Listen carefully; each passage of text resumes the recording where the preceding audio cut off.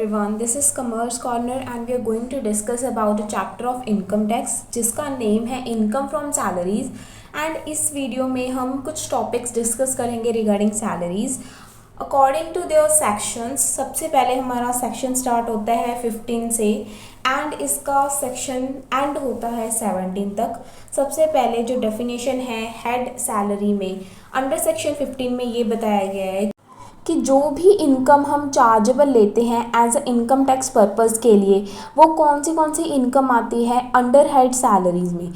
इसमें हमारा first point है जो भी सैलरी ड्यू है फ्रॉम एनी एम्प्लॉयर या फिर फॉर्मर एम्प्लॉयर, जो पहले का एम्प्लॉयर है और हमने अभी चेंज कर लिया है जॉब, उससे भी हमें कोई सैलरी ड्यू है और अभी तक पे नहीं की या फिर पे कर चुका है तो वो भी हेड सैलरीज में आएगा।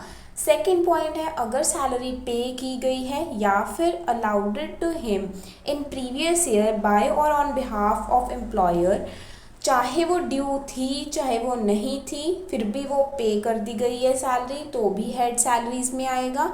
लास्ट में है अगर कोई अरियर्स हैं सैलरी के वो पे किए गए हैं एंड वो प्रीवियस ईयर में चार्ज नहीं किए गए थे इनकम टैक्स पर्पस के लिए तो अकॉर्डिंग टू 15 सेक्शन यहाँ पे इंक्लूड होते हैं अंडर हेड सैलरीज में, राइट। उसके बाद डेफिनेशन करते हैं, definition of word salary under section 17 sub section 1। इसमें मेन चीज़ें यहाँ पे शो की गई हैं। हम डिटेल में पढ़ते हैं कि जैसे यहाँ पे वेजेस आएंगी, annuity, pension, gratuity, fees, commission, perquisites etcetera. सबसे पहले देखो सैलरीज की डेफिनेशन में अंडर सेक्शन 17 सब सेक्शन 1 के अंडर सबसे पहले वेजेस आती हैं।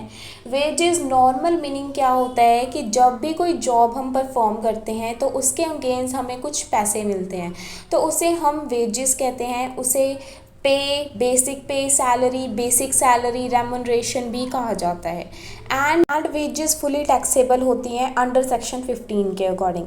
सेकेंड पॉइंट है एन्युटी एंड पेंशन। कोई भी अमाउंट जब रिसीव की जाती है by employee from any employer, चाहे वो पास्ट का ही एम्प्लॉयर क्यों ना हो, after attaining the age of retirement और सुपर एन्युएशन, उस केस में डायरेक्टली पेंशन दी जाती है out of superannuation fund created by employer, तो ये भी फुली टैक्सेबल होती है in both cases, in case of annuity और in case of pension. Third point है ग्रेच्युटी का पॉइंट। ग्रेच्युटी में क्या होता है कि कुछ एम्प्लॉयर सर्विस रेंडर करता है to employees after completion certain number of years in company. यहाँ पे जो अमाउंट यहाँ पे एक्सेम्प्टेड होएगी फॉर टैक्स वो अंडर सेक्शन 10 सब सेक्शन 10 में दी हुई है और इसे हम फर्दर डिस्कस करेंगे। एंड नेक्स्ट पॉइंट है कोई भी फीस जो आपको रिसीव हुई है फ्रॉम एम्प्लॉयर तो वो भी टैक्सेबल होगी। कमीशन रिसीव हुई है, in case commission is given to any employee and it's paid in fix proportion, तो वो जो कमीशन होगी वो सैलरी का ही पार्ट मानी जाएगी, ठीक है। नेक्स्ट पॉइंट है बोनस का पॉइंट। तो इसमें क्या है कि ये 2 टाइप्स का होता है बोनस एंड इसे हम फुली टैक्सेबल मानते हैं अंडर हेड सैलरीज में। फर्स्ट है स्टैट्यूटरी बोनस जो mainly legal and contractual obligation से रिलेट करता है। नेक्स्ट पॉइंट है ग्रेट्यूटस बोनस, तो ये एक कैजुअल बेनिफिट है जो टैक्सेबल है as receipt from employer and having no other implication. Next क्या क्या इंक्लूड होता है, perquisites, profit in lieu of additional salary, ये हम डिटेल में पढ़ेंगे। फिर उसके बाद है कोई भी salary in lieu of leave, means आपने लीव लेनी थी उसके बदले में आपने सैलरी ले ली तो वो भी फुली टैक्सेबल होगी। या फिर कोई एडवांस्ड सैलरी है तो वो भी यहाँ पे फुली टैक्सेबल मानी जाएगी। यहाँ तक हमने किया definition of salary under section 17 sub section 1 में क्या क्या चीज़ें इंक्लूड होती हैं सैलरी की डेफिनेशन में। वेजेस पढ़ी हमने, एन्युटी, ग्रेच्युटी या फिर fee, commission, bonus and profit et cetera, ये सारी चीज़ें हमने डिस्कस करी हैं अब तक। कैरेक्टरिस्टिक्स ऑफ सैलरीज में क्या क्या कैरेक्टरिस्टिक्स आएंगे, relationship of employer and employ.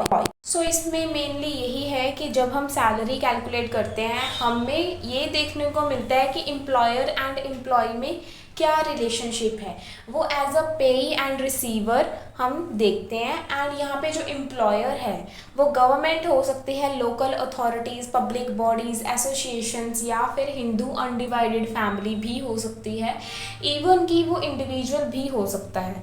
ठीक है, तो यहाँ पे जो भी हम पेमेंट करेंगे, चाहे वो सर्वेंट को पेमेंट की जा रही है एज ए एम्प्लॉय, पब्लिक या प्राइवेट हो, हाउएवर हाई हो या कम, हाई हो या लो हो, तो वो कवर होगी in this provision of the act. Next point है no distinction between salary and wages. जब भी हम सैलरी इनकम कैलकुलेट करेंगे तो हम सैलरी एंड वेजेस को सिमिलर मान के, मीन्स फुली टैक्सेबल हैं, तो वैसे कैलकुलेट किया जाता है फॉर इनकम टैक्स पर्पज़ के लिए। एंड ये वाला जो नेक्स्ट पॉइंट है नेचर ऑफ एम्प्लॉयर, ये हमने फर्स्ट पॉइंट में ही देख लिया कि एसोसिएशंस हो सकते हैं, HUF हो सकती है, AOP, BOI, artificial juridical person हो सकता है, ठीक है, लिमिटेड लाइबिलिटी पार्टनरशिप फर्म भी हो सकती है कोई भी एम्प्लॉयर।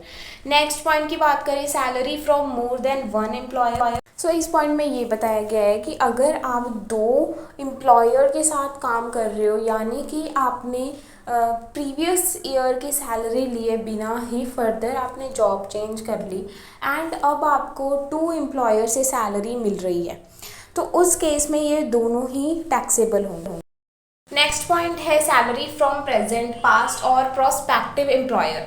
प्रोस्पेक्टिव मीन्स फ्यूचर में, ठीक है, और यहाँ पे जो सैलरी रिसीव होगी या ड्यू होती है from present, past and future employer से, वो टैक्सेबल होती है दिस हेड में। नेक्स्ट पॉइंट है टैक्स फ्री सैलरी। कई बार क्या होता है कि एम्प्लॉयर अलाउ करता है अपने एम्प्लॉय को कि वो टैक्स फ्री सैलरी ड्रॉ करे।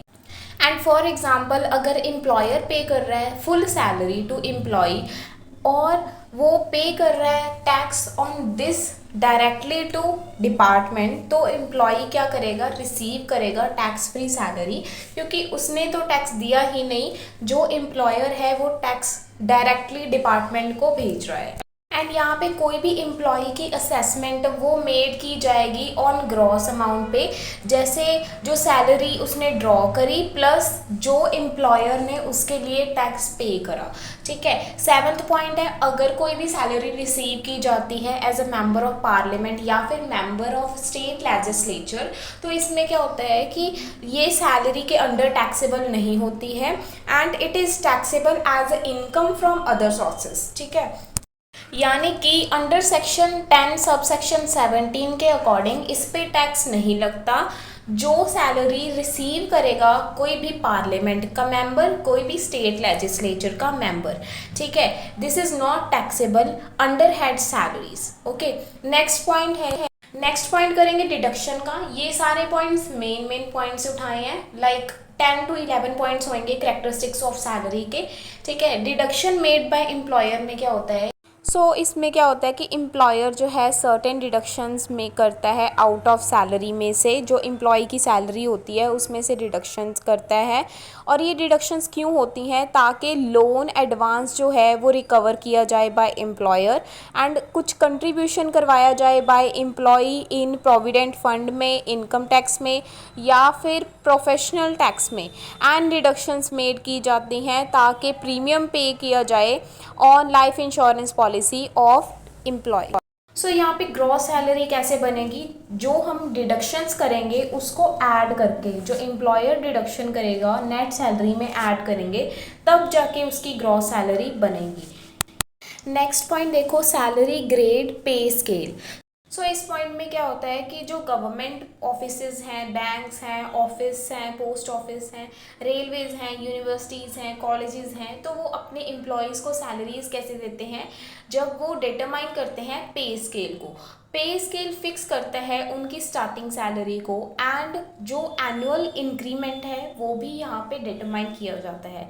एनुअल इंक्रीमेंट का क्या मतलब हुआ, फॉर एग्जांपल अगर आपकी सैलरी इस मंथ की 12,000 है, तो अगले मंथ की आपको इंक्रीमेंट दिया जा रहा है 500 का, तो अगले मंथ की कितनी हुई 12,500, उससे अगले की कितनी हुई 13,000। तो ऐसे ही यहाँ पे एग्जांपल दी हुई है कि अगर आपका जो इंक्रीमेंट है 500 है, तो यहाँ पे जो सैलरी, इस वीडियो में हमने क्या किया कि सैलरी के अंडर 15, 16, 17 सेक्शन आते हैं टोटल चैप्टर में एंड हमने इस वीडियो में डेफिनेशन करी है under section 17 sub section 1 with its characteristics. Next video में आपको अलॉयंस मिलेगा।